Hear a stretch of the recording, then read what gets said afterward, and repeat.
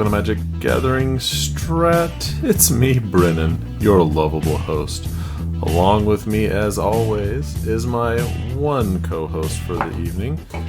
It is Dan, the fan of history.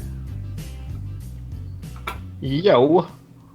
What is up, my man Dan? I normally do this at 6 a.m. in the morning. Yes. And I usually wake up earlier, but today I overslept. I apologize. Oh, it's alright. It happens to all of us. My favorite part is now when I'm here, and we have a lot of Pauper Gauntlet time. Heck yeah. Things to speak about. There's also, I was supposed to have these 2 weeks off, Christmas through New Year's, and then get called in for work early in the morning. Yeah. Doesn't happen to me. Doesn't happen to you. YouTube doesn't call, Dan, we need some more videos. We're running low. Actually, I want to apologize because now over Christmas I will probably miss a lot of YouTube comments. The amount of comments for the Gauntlet has been amazing, and for the first time I have really not been able to keep up, so I keep missing stuff. So I don't really know what to do about that, but I want to apologize for it. Yeah, another thing that happens is whenever I log in, sometimes without even me going to the comments, it blanks them all. Like I try to never. Yeah, I try to never click on the comments because I know you want to stay on top of them. Yeah. But they just go away. I don't know why. I'm not doing anything, but. Yeah, I think at some point also I have to realize that there is a limit where you can answer to every comment. Yeah, that is very I'll true. try to do that. I really appreciate the interactivity. So. Oh yeah. It's pretty awesome. You guys have been been great. All right, standard popper. I know the really big YouTubers do like answering the comments video for every video. God. Someone favorite, but that would be pretty rough to do for every Magic video. Yeah, most of the big sites. The comments to Delver versus Stompy. Most of the sites only put out like 2 videos a week, though. Yes. So when you put out 20, that's real hard. Yeah. All right, SPDC 3109 this past Sunday, December 20th. 12 players, 12 reported, 3 rounds of this top 4 playoff, hosted by the lovely and talented Dr. Chris Baker. Is that 3 set decks? Yeah, it sure is, Dan. It sure I think this is. format might be broken.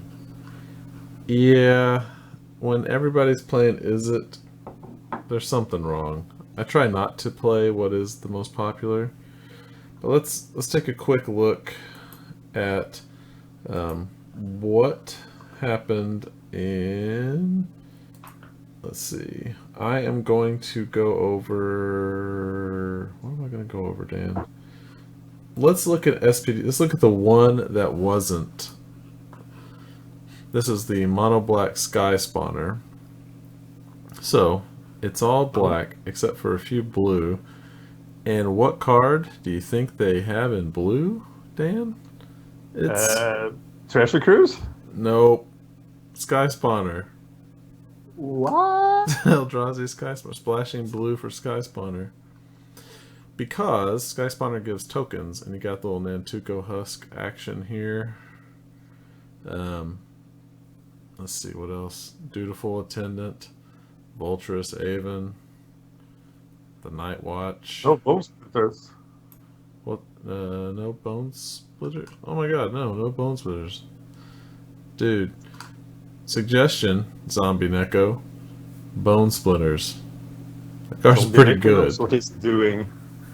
What's that? Zombie Neko usually knows what he's doing. That's true, but What's the Nirkana Assassin? Which one? Nirkana Assassin. Let's look at that one. Search Google. It is... Whenever you gain life, it gains Death Touch. Okay. What do we gain in life with? Roberto is saying that Morphling's deck wasn't Izzet. It was one of the other top 4 decks. Morphlings? Yeah, he was. Was he one of the top 2 even?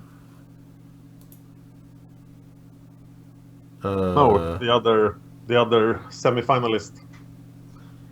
Deck de Domingo is. It's not the right deck. What was it then, Roberto? Yeah, that's what's on there. That's what's on the site. Yeah, he submitted it wrong. Apparently. Ah, bros, gots to submit the decks correct, or I won't know.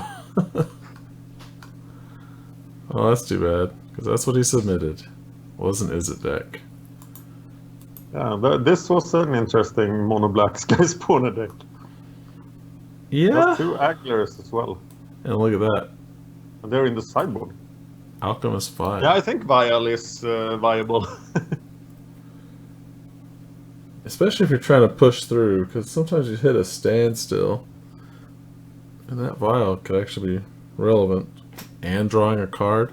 That's good stuff. Yeah, I expected to see a couple of Vials in the Pauper Gauntlet, actually. Because I think it's superior to that bottle. What's if you're looking for 2-mana artifacts in Classic Pauper, Yeah. you have, of course, Wellspring, you have the Prophetic Prism, and they're like the top tier. But I think Vial is next, and not. Oh, what's the name of it? The 2-mana artifact that you can sacrifice to make all your lands. On one color. Oh, crap. I can't remember. I think Vial is more useful than that. Yeah, that's true. Oh, yeah, it turns them all into a land type. Yeah, and that card is in the Gauntlet, but Vial is not. They are very close in power level, though. Right. Yeah, interesting. Well, unfortunately, I don't have the ability to see what was not submitted. Roberto is saying it was the Rakdos deck, so I'm thinking it's the usual Rakdos deck. Oh, the usual. Yeah. The other popular deck in the format right now. But I kind of, it's all right. I guess I'll get to my deck that I played when I get to my week in review. Well, that's too bad. Do you think the difficulty of playtesting Standard Pauper is affecting the format? I do. I believe that without people being able to just go out there and, find people easily to playtest with, it's going to become ridiculously incestuous. It's going to be the same people playing the same decks all the time. And that kind of sucks. But that's what Wizards has done to us. Yeah, that's sad. But, for example, Modern Silver Black, even with 1 league, we could keep up a pretty varied format. But, of course, that format hadn't been analyzed as much as this has been. That's true. Yeah, because right now... Right, also the other one. Yep, here's MPDC. Oh, 2 Izzet decks. Yep, more Izzets. And then you have this one American Control. Now, this American Control, we will... I decided to look at the Izzet deck for this one, but this American Control by Beatnik Bobby is only American Control in the slightest of ways, because it's only splashing for 1 red card. So, Okay. Yeah. But since MPDC... Let's see if I can pull up what that 1 card is. MPDC, American Control. Beatnik Bobby. Yeah. Maybe that's boiling gun control, American control. Yeah. Boiling Earth. All right. Oh yeah. Yep. Well, it's hard for the Azorius decks to get rid of a mass of tokens. It's true. But that deck also went one. It won against Izzet. It won against Roberto. And then it lost against Izzet and lost against Izzet. Oh god. Yeah. But let's take a look at it. Take a look at the Izzet Nemesis. This one, you are clutch. Got the Sage, the Whirlwind, the Bully, the elusive Beat Fist. Was this the first place deck? Yep. It's the first Yeah, place this is my kind of set. where it's It's a little. It has the adept main deck. yeah, It has the fire impulses. It is trying to be a little controllish at least. right. You got your 4 treasure cruise. Anticipates. Yeah, not bad. This was Bobby's deck, right? Nope. Free AK. Oh, okay. Beatniks was the American control. That was blue yeah. and white splashing for. Roberto says he lost against the American control deck on time. Oh, Roberto. You and your. Oh, 2 Whiskaways main deck. Yeah. And only 2 battle rages. Yeah, this is very close to what I'm thinking about this deck. What, on the American control? No, the Isra deck. Oh, it is. Okay. Because, yeah, it's not as much all in. I gotcha. More tempo control. Well, it did pretty good. It did lose to the American control, then won. But then it went 2-0 pretty much the rest of the way. He had a bye in round 3, though. Wow. Someone must have dropped. That's the only way, because there's 10 people. Buy into the top 4. But Roberto says that the PREs are shrinking in general, Yeah. even the non-standard pauper ones. Really? Yeah. That's a bad sign. Yeah, I think that might have been because of the filter changes, because it affected the tribal things as well. Oh, tribal. Mm-hmm. So maybe people were just pissed off and decided to go with the program and play standard or something. God. I think pauper is growing a lot. Classic pauper. Yeah, especially with all the recent hullabaloo from the new voices of Magic. Yeah. Who's got It struck me that the name Classic Pauper is very dated and we should probably stop using it. Yeah, just call it Pauper. No new player will understand what we mean. Nope. But it's the normal Pauper format. Oh, I'll also tell you this. I use deckbox.org. I even pay for it. I have a yearly subscription. Because I do a tremendous amount of trading on that site. And one of their tags, they just have constructed. So if you have a modern deck, it's just a constructed deck. If you have a standard deck, it's just constructed. But they have a special tag for Pauper. Pauper and EDH have their own tags. So, so modern doesn't have a tag, but Pauper has one. Pauper has one. Amazing. Yeah. Because for a long time, and I still do it, is I had folders. You know, I have my cube, vintage, legacy, modern, Pauper, and then standard. Yeah. Well, I'm noticing a rise in paper pauper tournaments.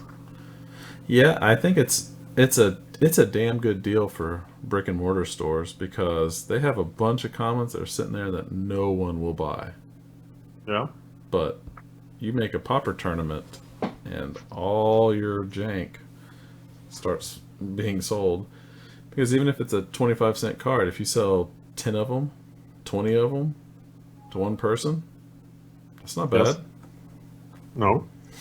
If you are if you by chance have any listeners in New England, I might have some good news for you in future episodes. Oh yeah? Yeah, because stuff is happening there in the paper pauper circuit. Well. Sounds like good news. If you are in Sweden, please arrange a paper pauper tournament. Yeah. I'm not sure what I would play though. Probably Delver. That's a good Because question. I like the best deck. Right. I want to play the Turbo Exhume by Tobias. Oh yeah. But I might end up just playing the White Weenie tokens. Oh, that's bad for Delver. Yep. See, I'm torn because I love Turbo Exhume. Of all pauper decks, I've played that one the most. Like There was some card you were missing for that deck, right? there was, but I got them all now. Okay. I got everything. I was going to talk about that in my deck updates I'll show you in a little bit. All right. So, oh, we just went over that. Sam is helping his poor sick wife. Oh. Yeah, yeah, she's in a bad way right now. She'll probably be better in a couple days, but it's just gross right now. Shout out to Sam's wife. Yeah. She recovers quickly. Oh, yeah, I hope so. I can tell you about Sam's league week in the Standard Poker Double League. That's right, because you and Sam had to play each other. Yeah, we were matched up. So how did in that the go? 1-0 bracket, and his deck had never lost to Izzet Prowess. Uh-huh. And I was playing Izzet Prowess. Yep. And I totally crushed him. Really? Yes. I think there is a thing in Magic. I know this isn't scientific at all, but when I played a lot in the paper circuit, this was definitely a thing, that there were some players that just can't win against you, and some players you just can never win against. Yeah. So I had the craziest records against certain players, and I think I sort of had Sam's number in some way. Oh. So his deck just always misbehaves when he's playing me. In the first game he was flooding like crazy, and in the second game he just didn't draw what he needed. Ugh. That's the worst. But I don't think I could have done it without the main deck Whirlwind Adept, because he had this huge amount of removals. He played Celestial Flares to deal with Whirlwind Adept, so I couldn't attack without having extra attacker. Wow. But yeah, I just Treasure Cruise into Treasure Cruise. Oh, here is a lot of attackers. Whee! Wow. That's too bad. For yeah, Sam. when you're drawing 7 cards in a turn, it feels good. Wow, oh my gosh. It's like to draw 7 in Standard Pop. Yeah. Wow, that's amazing. Let's see. For me, well, I actually... Oops, you don't need to see that. What the hell? Hate it when that happens. It won't let me grab something. Let's see. In the Standard Pauper League, I am now 2-0. Oh, let's maybe we'll meet in round 3. Oh no, then I shouldn't show you my deck. Yeah, please do. Yeah, no, you'll see it, because I'm gonna pull it up right now. What is it? Which one was it? Was it zombies? Yep, this is it. I don't know if you can see it. Yes. I took Sorry. Yeah, I took a 3-color deck that was only splashing a 3rd color for what I thought was a really weak reason. It's that 2 and a green 0-1 with Sunburst, or whatever they're calling it now. And I was like, why? I mean, you get a 3/4, but it's like whoop-de shit. I don't. Yeah, that's smaller than a maturing bully coming over. Yeah, so I'm not gonna. I didn't care. So what I did is I took out all the red stuff, just kind of filled in the gaps, and I added 2 of the elk herd. And I added those elk herd for a couple of reasons. One, to give Gurmag Angler trample.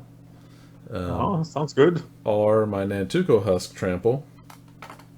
And also, the Stampeding Elk Herd is a 5/5. Hey, and you know what? No. Whirlwind Adepts, when they're coming across, Yes. you know what they die to? 5/5s. 5/5s. So, and you know what else I Unless you like have Teamer Battle Rage. Yeah, oh, that's true. They could have Teamer Battle Rage.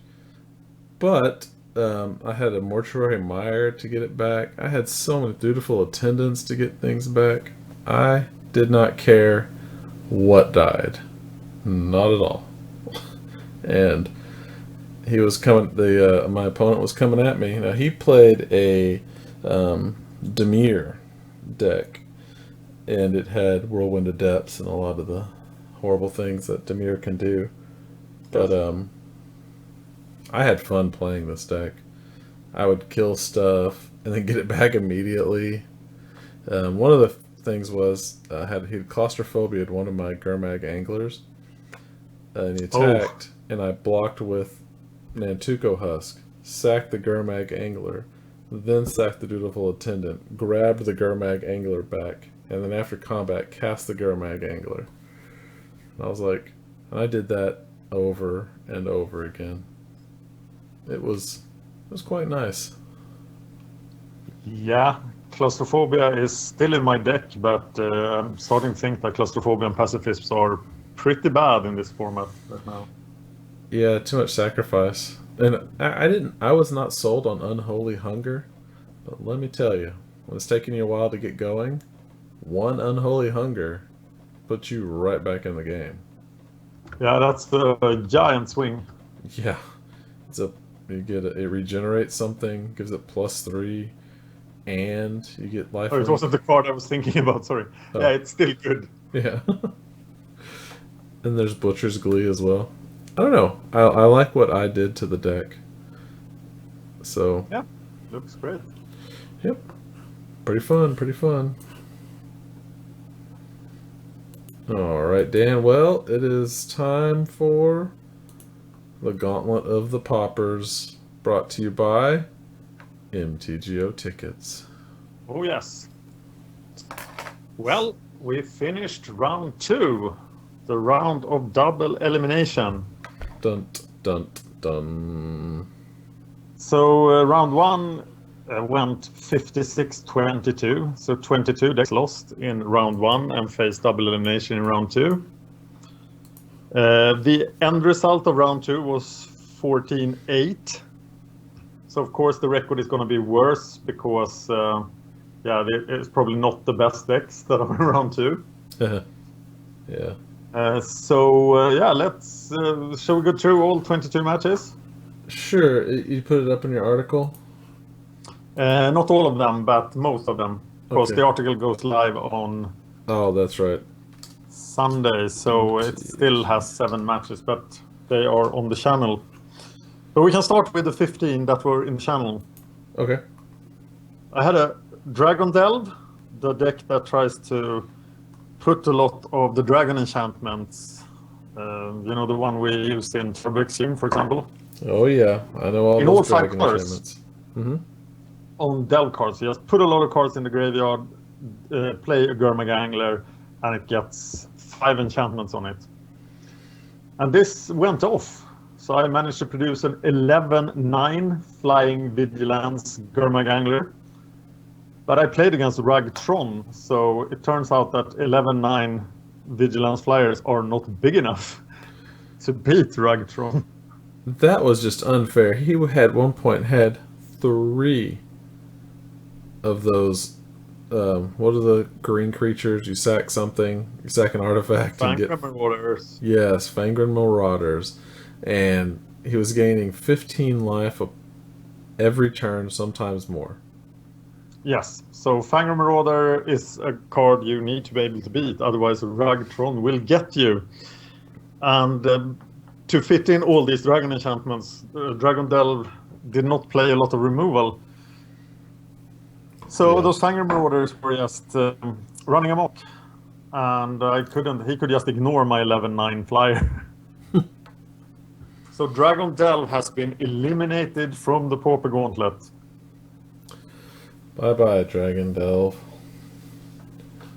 Last year, only 3 decks were eliminated in round 2, and I don't know what happened there, but I must have had so much luck, because this is about what was expected. Between 7 and 10 decks. Yeah. Sultai Delve came up against Iset Wizards. It was a Wizards tribal deck, and that is probably not a good idea in Pauper. I had never seen that before, but now I have. Yes, it's like, oh, fancy Wizards, here is Gurmag Angler. Yeah, sorry, Tutu. Goodbye. And that was enough. So Sultai Delve won 2-0 and qualified for round 3. Yay. I talked to Pauper Spellcasters, Paterna Magic team, Yeah. and they have been running a rogue building competition for Pauper.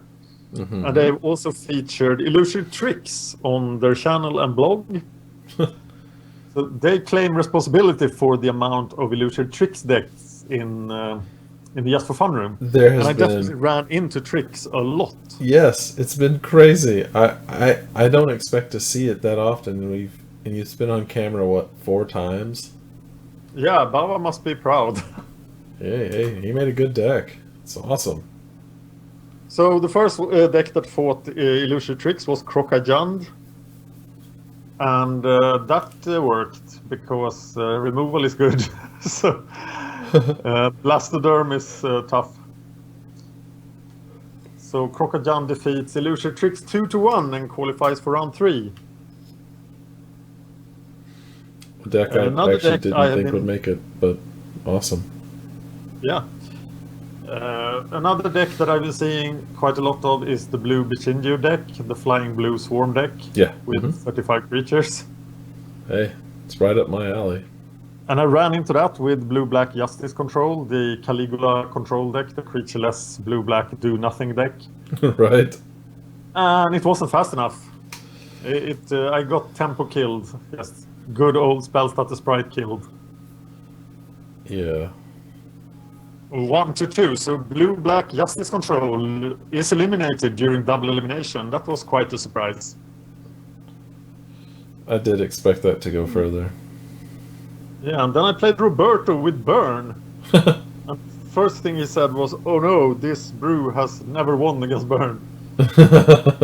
Well, true to form. And he played a pretty cool reanimator deck with Exhume. Yeah. And I just burned his face. So Burn makes it, and it turns out that all the top 10 decks and the tier 1 deck, mono black control that faced elimination, they all made it to round 3. But then it was time for Cheaty Morph, which tries to cheat and flicker those morphs and get them cheaper. But it ran into Night Sky Mimic.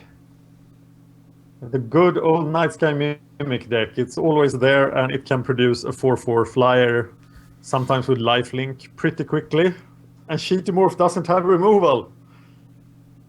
So I think you pretty much have to have a way to interact with your opponent's creatures in a Pauper deck.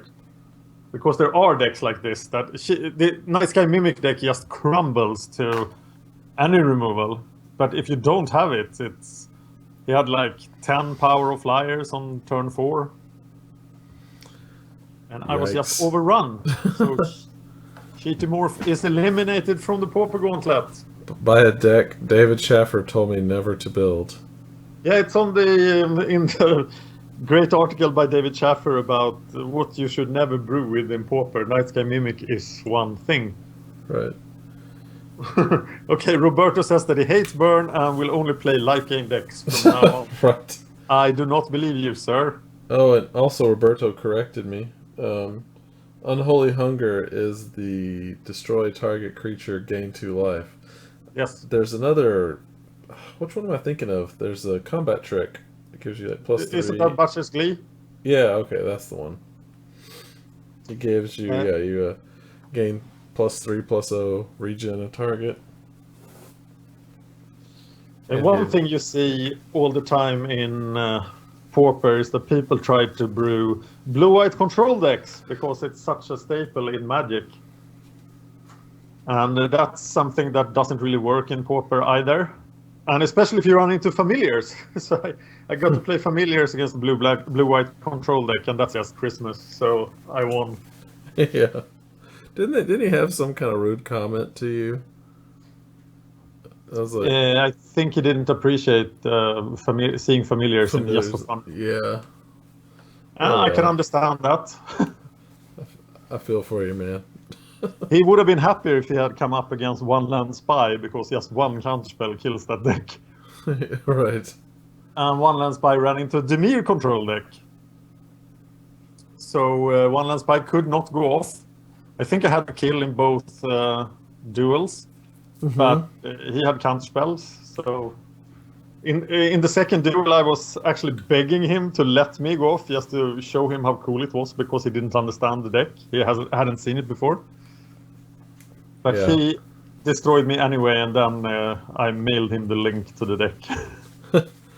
Yeah, you were 1 mana away in 2 different games from winning. Yeah, I had the kill in the second duel at least. I think you had it in the first when you had the destroy the evidences. Yeah, I think I did. Yeah. But counterspells are rough. It hurts. It's a tough one, pal. And then I got to play what I think is perhaps the ultimate control deck in Pauper, Snow Go, the teachings list from Obsen. And I ran into a mid-range deck with a ton of removal, an Orso deck, white-black. And so half of his cards were pointless because I don't have creatures. I had to kill my 1/1 tokens that I make from Sprout Swarm. Yep. So it was just a pretty rough day for the Orso deck, and Snow Go won 2-0 and makes it to round 3 of the Pauper Gauntlet. I have to say, watching Snow go might be my least favorite deck right now to watch. It's horrible, yes. Because So, with familiars, at least something happens. The Right, Cloud at of least- Fairies is bouncing up and down. right, things are going in and out, you're grabbing stuff. Tortured hit that Snow go. Cast this with buyback. Cast this with buyback. Cast this with buyback. Anyway, Yeah, the big challenge will be to finish games in time. very true. Then we have Sam's pet deck, Tortured Toolbox, that went up against the mono black deck. And turns out Tortured Existence is very good against mono black decks. Because you just have an infinite amount of resources, so it's pretty hard to control without counterspells. Right. Oh, and no enchantment removal. Yep. Rebel Grind defeated a Boros Landfall deck that looked pretty sweet. Maybe Boros Landfall works again. It was also on the list of David Shafer decks that you should never play, but now we have new Landfall creatures. There's a bunch of nice new ones, so... And the strongest ones are in...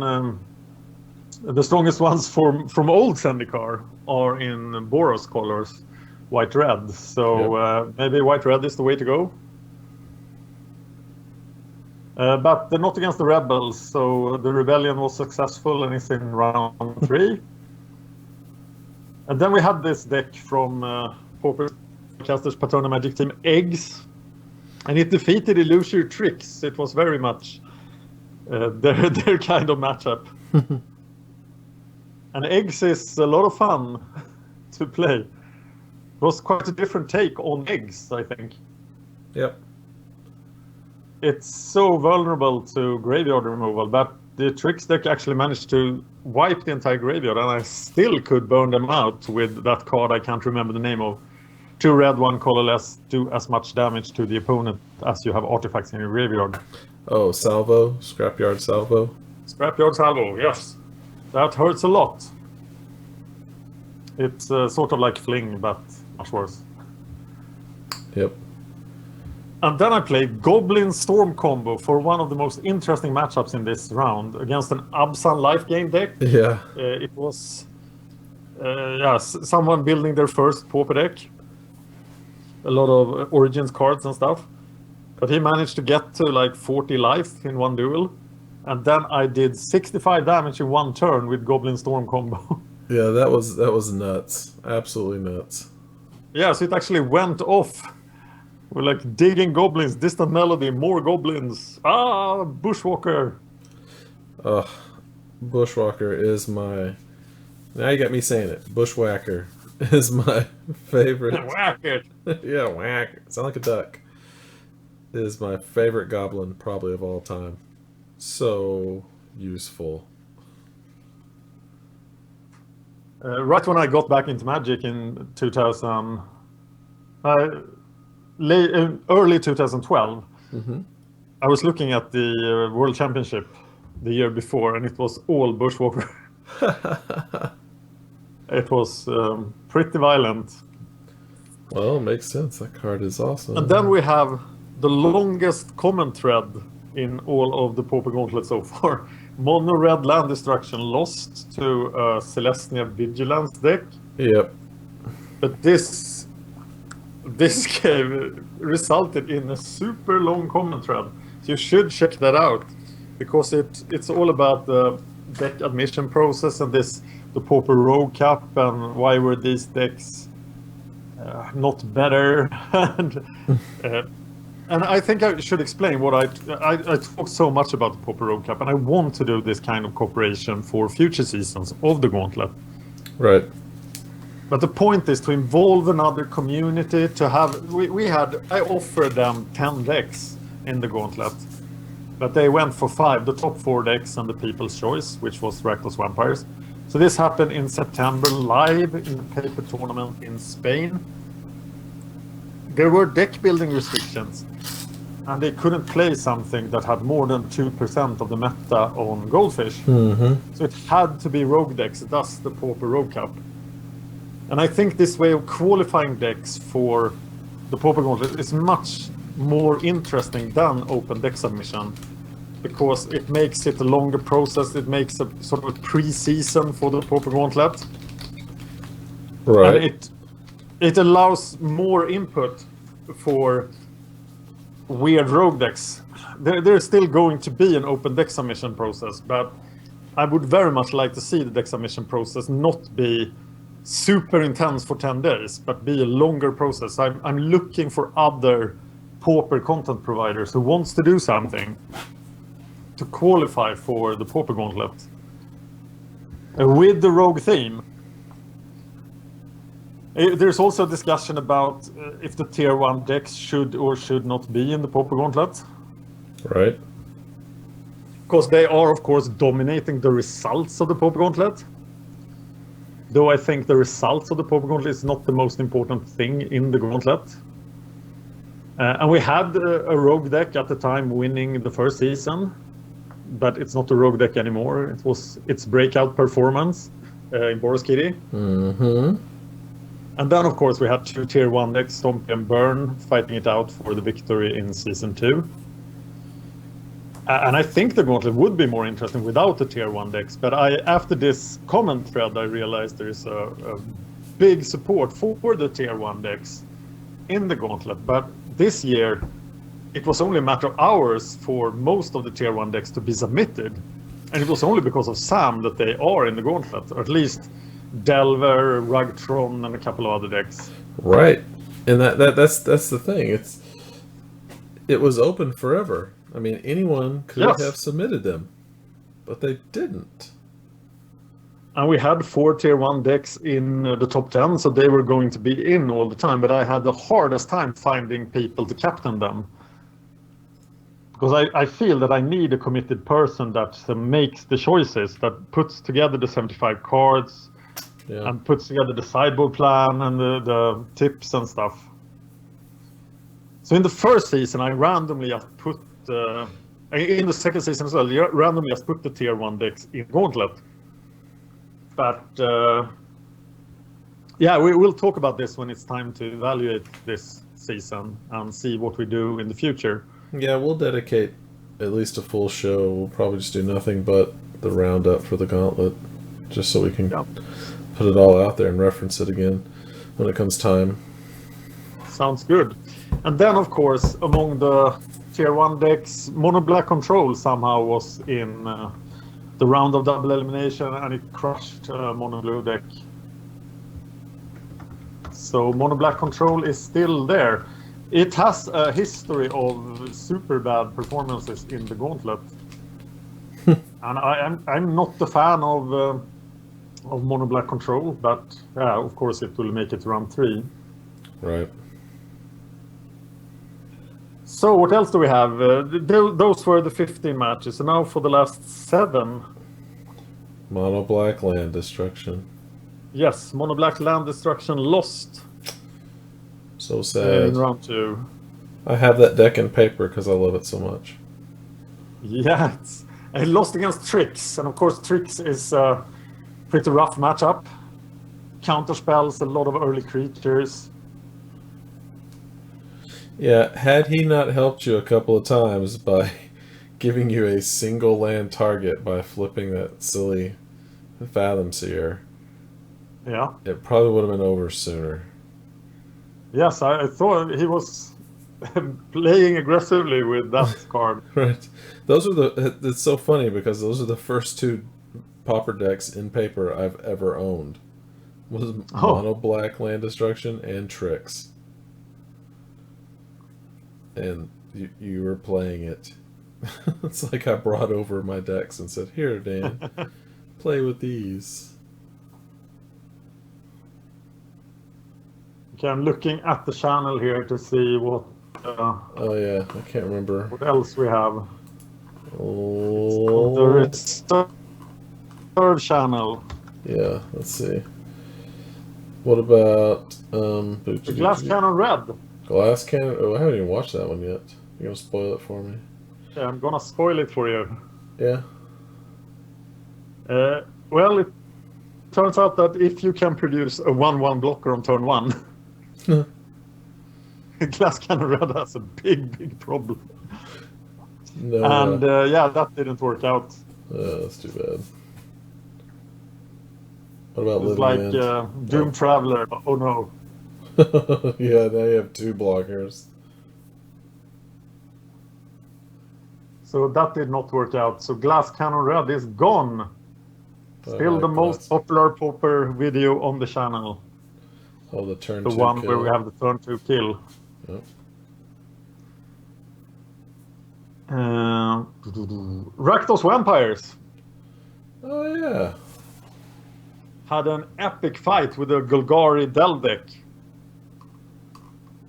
And did what it was supposed to do. An early vampire creature swarm that made it all the way.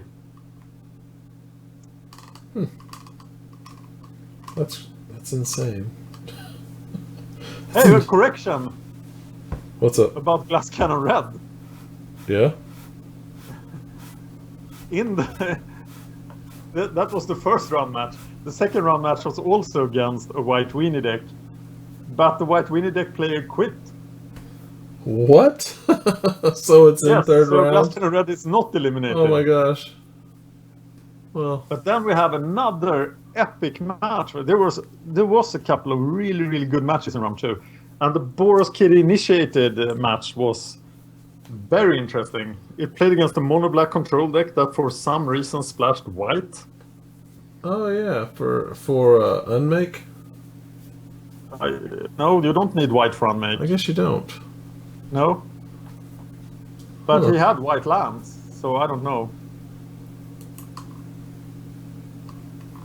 In the end, the initiated part of Boros Kitty initiated won the match.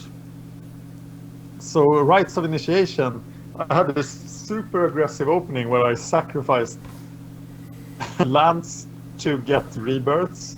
Mm-hmm. So this was pretty much turn 1, sacrifice the land, turn 2, sacrifice the land, and then rush him with goblin tokens. It worked.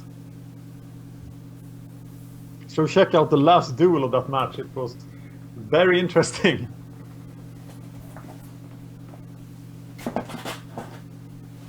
And then we have Tortured Madness Yep. that faced a Pestilence deck and was really trapped under that Pestilence.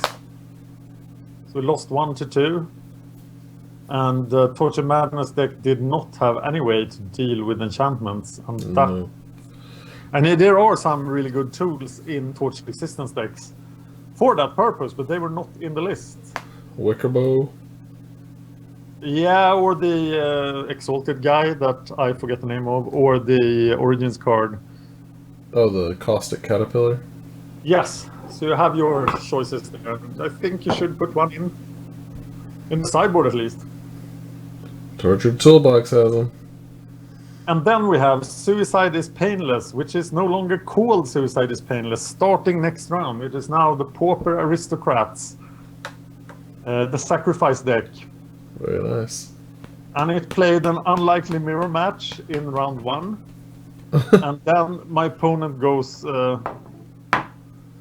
I can't find card names today. What's the name of the Carrion Feeder. Yeah, he plays Swarm Carrion Feeder. Yeah, it starts off, and as soon as I see it, I'm like, what?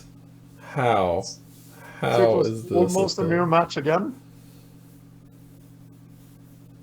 But this time we made it all the way. So the Pauper Aristocrats are still going. So if you now see Pauper Aristocrats, don't get confused. It is Suicide is Painless, but some viewers were thinking that the name was tasteless. So I asked the brewer if he wanted to change the name, and he did. Okay. So I don't like name changes in the Pauper Gauntlet. Very confusing. But if people are offended, we have to at least think about it. And here it worked out. Yeah, I think Pauper Aristocrats is more descriptive, personally. Of course it is. Yeah. Because Aristocrats is a thing in deck names. Right. So a deck that will sacrifice its creatures to grow some other creature of higher social status. Right. So you have all these creatures on Instagram. Tell me how awesome they are. Yes. And the name, of course, is because it was Aristocrats. It was Cartel Aristocrat and Vampire. Yep. Back when Aristocrats first appeared during Innistrad block. And then we have Poor Living End. This was such an original deck by Mr. Small, and it had so much potential, but it had two really rough matchups in round 1 and 2. First we ran into Domain Landfall, and now we ran into Angler Delver. And Angler Delver is a horrible thing to run into if you want to durdle a little. So Living End has been eliminated. It was an interesting deck. Yeah, by 5/5s and counter spells. And that's not a fun way to go. I think I would be eliminated by 5/5s and counter spells. That's the 22 decks. So the eliminations were mono red land destruction, mono black land destruction, still 3 land destruction decks in the gauntlet. Blue black justice control, tortured madness, cheaty morph, living end, one land spy, and dragon delve. So we still have 70 decks going into round 3, and this will be the longest round of the Pauper Gauntlet because it's Christmas. So we'll post one video a day on the main channel, but the reserve channel, MagicGatheringStrat 2, which you should be subscribed to if you're listening to this, will be empty for some days. What am I going to do, Dan? I don't know. Celebrate Christmas with your family. Oh, okay. There is that. Yes. So I have to watch the Pauper Gauntlet is not a legitimate excuse to neglect your family.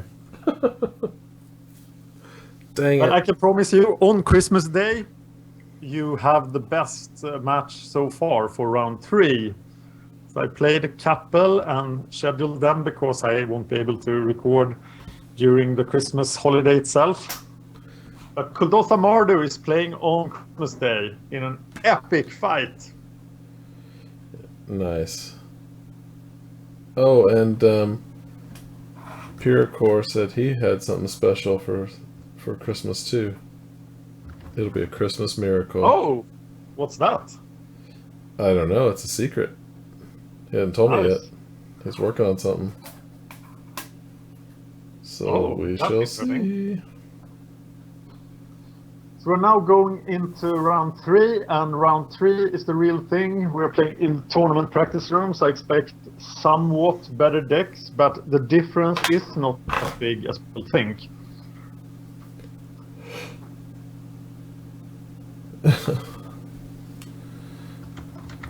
Yeah. Puricore, what are you doing, man? What do you mean you're not invited? So what else? Well, the decks that lose in round 3, they are gone from the gauntlet. But there is the vote back after round 4. So if you think one of these 8 decks that were eliminated deserve another shot, you have a chance to vote them back in round 4. Oh yes, the infamous vote back. I think there have been some eliminated that I will vote back, Dan. Are you gonna do it like a top 3, or are you just gonna do 1 vote per person? Sorry?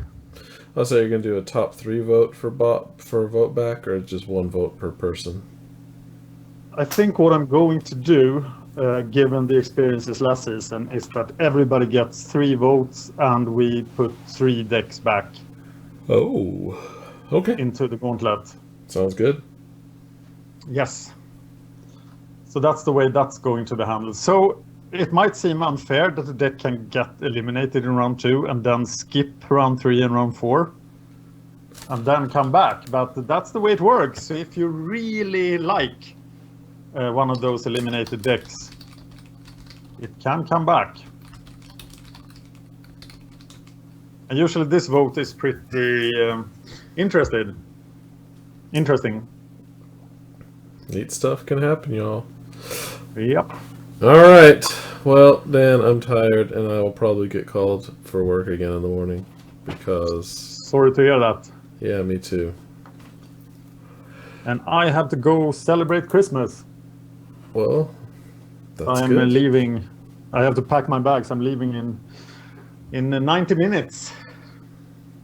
Well, good luck with the bag packing and good luck with Christmas. And if I don't talk to you later, I hope you do have a Merry Christmas, Dan. And to all new listeners as well, a Merry Christmas, but not a Happy New Year, because we will be back before New Year. Yes, we will. Hopefully with a guest next week. Dun, dun, dun. Okay. You can get in touch with us, MagicGatheringStrat.com. Also, YouTube/MagicGatheringStrat. Please subscribe. Patreon.com/MagicGatheringStrat. If you like what you hear, you can help us out. Things like the Gauntlet happen because of Patreon. And Twitter @MagicGathStrat is the Twitter to follow for all the videos, all the channels. Go to that Twitter. If you want to follow me, Cerulean says hi. If you want to follow Sam, SPO7677, or Dan is @DanHorning. Facebook.com/ Yes? That's right. Oh, there you go. Facebook.com/MagicGatheringStrat. Please like and subscribe. Tell your friends about it. It really does help us out. And if you are listening to this on iTunes, check out the Fan of History podcast featuring me and Brennan talking about ancient history. Yep, it's a fun little podcast. If you have any interest at all in history, you will learn stuff, I promise. All right, well, for this week, I am Brennan. And I'm Dan. And this has been the Magic Gathering Strat Show. With the propaganda. Where it lives.